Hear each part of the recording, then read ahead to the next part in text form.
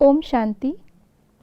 आज 6 फरवरी 2025 है और आज बाबा हमें अव्यक्त इशारों में एक का पाठ और पक्का करा रहे हैं और ये सारी बातें एक दूसरे से कैसे जुड़ी हुई हैं उसकी भी बाबा गहराई हमें इशारों में दे रहे हैं।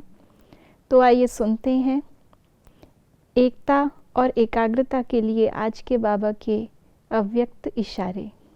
एकता और एकाग्रता यह दोनों श्रेष्ठ भुजाएं हैं कार्य करने के सफलता की। एकाग्रता अर्थात सदा निर्व्यर्थ संकल्प, निर्विकल्प। जहाँ एकता और एकाग्रता है वहाँ सफलता गले का हार है।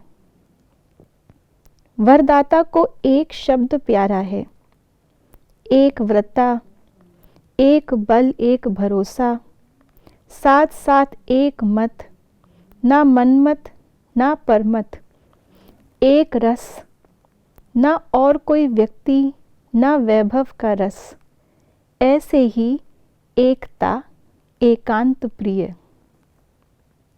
आज बाबा ने हमें एक का पाठ पक्का कराया है क्योंकि ये एक शब्द बाबा को बहुत प्रिय है और जो हमारा प्रिय होता है उसकी प्रिय चीज़ हमें भी प्रिय होती है। इसलिए ये एक शब्द को अगर हम इसको गांठ बांध लें तो जो हमारा एक पाठ है, एक मंत्र है, एक लक्ष्य है, वो सब कुछ प्रैक्टिकल में हो सकता है। तो सबसे पहले तो बाबा ने एकता और एकाग्रता इसको भुजाएं कहा है, श्रेष्ठ भुजाएं। जैसे हर व्यक्ति की 2 भुजाएं होती हैं, अगर 2 में से किसी एक भुजा में थोड़ी सी भी उंगली में भी अगर कोई प्रॉब्लम हो तो कार्य करने के अंदर, एफिशिएंसी के अंदर फ़र्क आ जाता है। और अगर दोनों भुजाएं मजबूत हैं तो कार्य सफलता को प्राप्त करता है।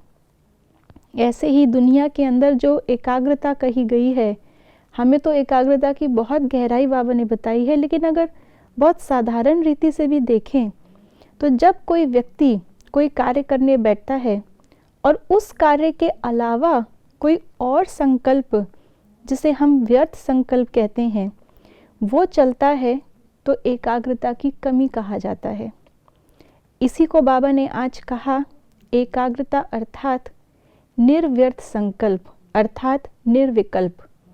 जो संकल्प सिद्ध होना है, जिस संकल्प से सफलता प्राप्त होनी है, उस संकल्प के अलावा बाकी सभी संकल्प हो गए विकल्प। और जैसे देवताओं की अवस्था कही जाती है, वो इस समय हमारे ब्राह्मण जीवन का लक्ष्य है, अर्थात निर्विकल्प बनना। तो ये है एकाग्रता। दूसरा एकता।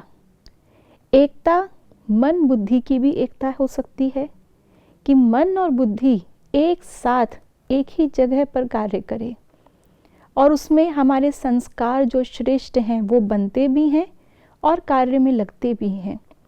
तो जब आत्मा मालिक मन, बुद्धि और संस्कारों को एक ही कार्य में लगाए, उनकी एकता हो, तब भी सफलता मिलती है।